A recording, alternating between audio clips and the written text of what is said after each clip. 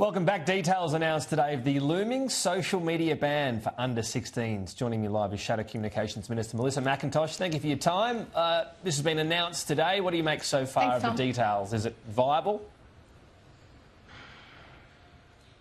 This is always a grey area. On one hand, we want to protect our children, and I've met with parents in Parliament who have lost their children to social media harm, and I've promised to them I'll do everything I can on that front. But on the other hand, we have an e-safety commissioner who has an extraordinary amount of power, an unelected official, and I met with her last week and I questioned whether we could get to a stage where digital ID is required.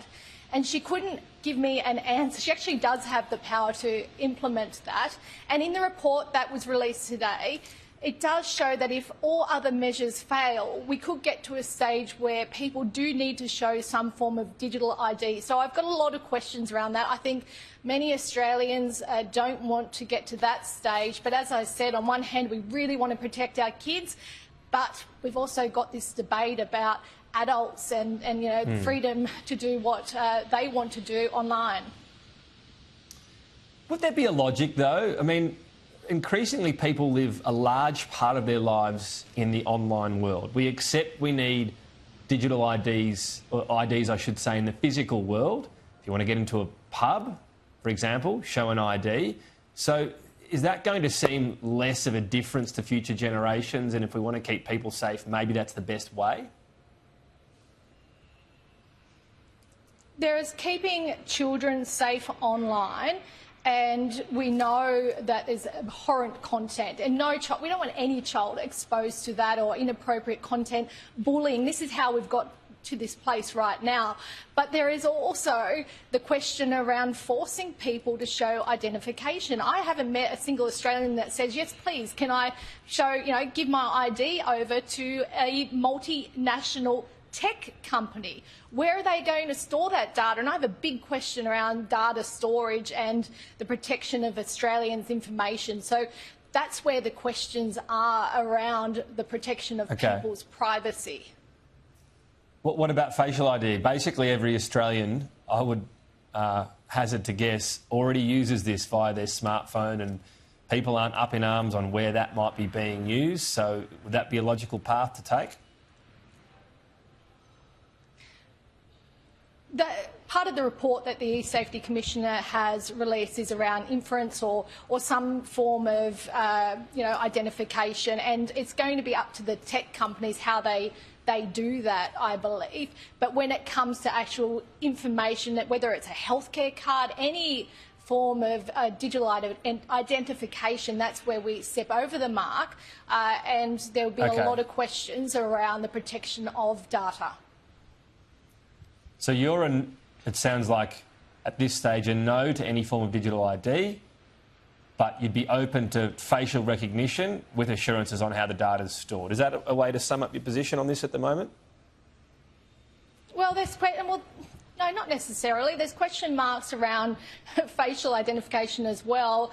In the age assurance trials, there were risks around, there's about a 3-year gap, whether a child could be 13 or 16. So there's question marks around whether the technology is there yet to enable that.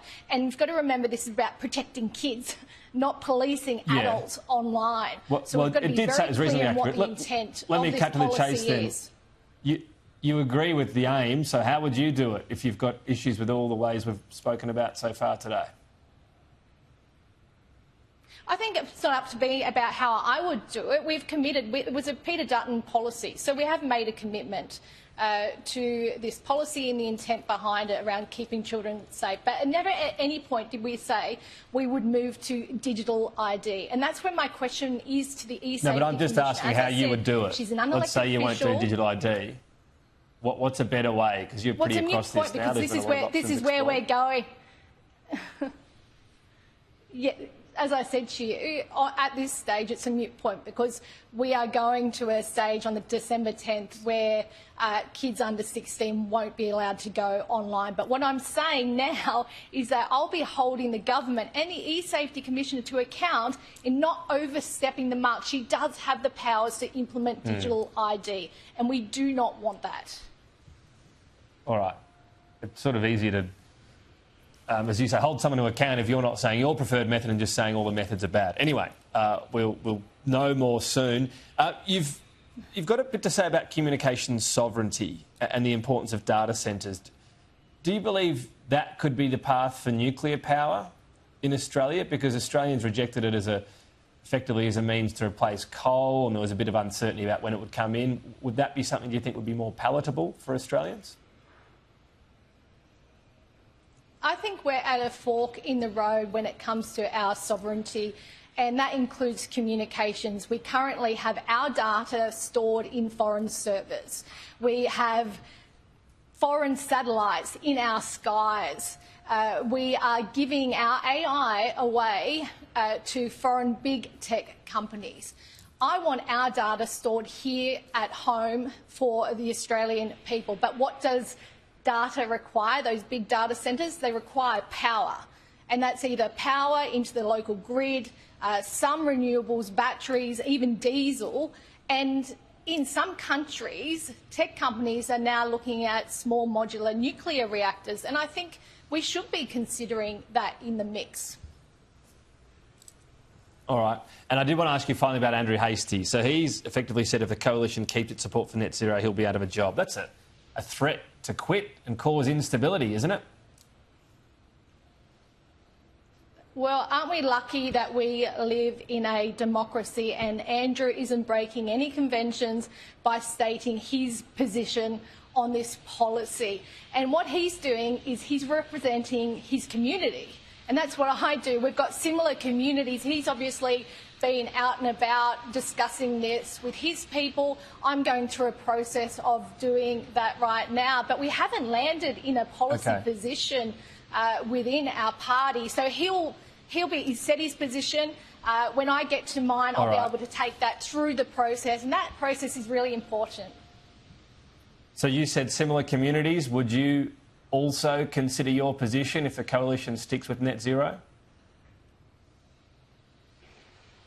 I'll be speaking with my community as I did. That's how I've held my seat over the last couple of terms against the tide, because I'm a community member, and then I'll take that position through the party's process, through shadow cabinet.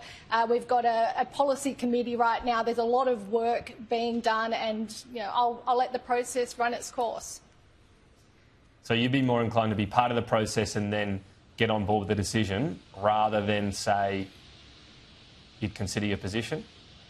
I'll be a very strong voice for my community, and as I've said to you, I've got a position on small modular nuclear power that we should be looking at, because I want to protect our sovereignty, and we need to have pragmatic energy policy in this country to do that.